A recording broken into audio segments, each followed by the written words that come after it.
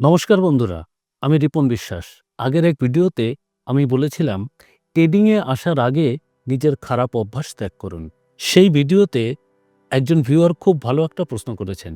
তিনি লিখেছেন, আপনি বললেন বদ অভ্যাস ত্যাগ না করলে ট্রেডিং করা যাবে না। তাহলে বেশিরভাগ লোকই তো বিড়িতে আসক্ত। বিড়ি খাওয়ার বদ অভ্যাস তো সহজে ছাড়া যায় না। তাহলে তো আপনার কথা অনুযায়ী তারা বিড়ি খাওয়া না ছাড়লে ট্রেডিংয়ে আসতে পারবে না। আজকের ভিডিওটা সেই প্রশ্নের উত্তর দেওয়ার জন্যই। আর এর সাথে ট্রেডিংয়ের সফলতা কি করে পাবেন তার একটা রোডম্যাপ দেওয়া হয়েছে। যারা অনেক দিন ট্রেডিং করছেন অথচ সফল হতে পারছেন না, বা যারা সফল হতে চান, তাদের জন্য এই ভিডিও লাইফ চেঞ্জিং হতে পারে। তাই অনুরোধ করব ভিডিওটি সম্পূর্ণ দেখবেন। এই ভিডিও কাউকে জাজ করার জন্য না, কাউকে ধূমপান ছাড়তে বাধ্য করার জন্যও না। আজ আমরা কথা বলবো মস্তিষ্ক, অভ্যাস, আসক্তি আর ট্রেডিং ডিসিপ্লিন, এই চারটি সম্পর্ক নিয়ে। প্রথমেই একটা কথা পরিষ্কার করি, আমি কখনোই বলিনি ধূমপান করলে ট্রেডিংয়ে সফল হওয়া যাবে না। আমি বলতে চেয়েছি, যিনি ধূমপান করছেন অথচ তিনি জানেন যে এটি খারাপ অভ্যাস, বারবার ছাড়ার চেষ্টা করছেন অথচ ছাড়তে পারছেন না, তারা ট্রেডিংয়ে কখনোই সফল হবেন না। আসলে প্রশ্নটা ধূমপানের নয়, প্রশ্নটা হলো খারাপ অভ্যাস নিয়ন্ত্রণ করার ক্ষমতা আছে কিনা। ধূমপান এখানে শুধু একটা উদাহরণ। এর জায়গায় থাকতে পারে অতিরিক্ত মোবাইল স্ক্রল করা, জুয়া খেলা, রাত জাগা, রাগ নিয়ন্ত্রণ করতে না পারা। এখন আসা যাক মূল কথায়। ধূমপান ছাড়ার ক্ষমতা আর ট্রেডিং ডিসিপ্লিন, এই দুটোর ভিতরে সম্পর্ক কি? এই দুটোর ভিতরে রয়েছে বৈজ্ঞানিক সম্পর্ক। চলুন দেখে নিই কি সেই সম্পর্ক। বৈজ্ঞানিক সম্পর্কটা হলো ডোপামিন। ধূমপানের সময় কি হয়? ধূমপান করার সময় শরীরে ঢোকে নিকোটিন। এই নিকোটিন মস্তিষ্কে গিয়ে ডোপামিন নামের একটা কেমিক্যাল ছাড়ে। ডোপামিন মানে কি? ডোপামিন মানে হলো ভালো লাগা, উত্তেজনা, তৃপ্তি। এই সমস্ত নিয়ন্ত্রণ করে ডোপামিন। কিন্তু সমস্যা হলো এই ভালো লাগা কৃত্রিম ও সাময়িক। এখন ট্রেডিংয়ের কথা ভাবুন।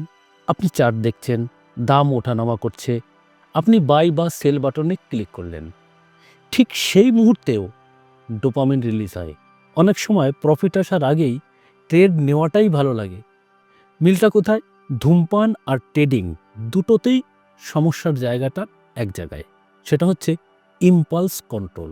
যিনি ধূমপান ছাড়তে চেয়েও পারেন না, তিনি আসলে জানেন এটা খারাপ, কিন্তু নিজেকে থামাতে পারছেন না। ঠিক একইভাবে ট্রেডার জানে এখন ট্রেড নেওয়া উচিত না, স্টপ লস দরকার, কিন্তু তবুও ট্রেড নিয়ে নেয়।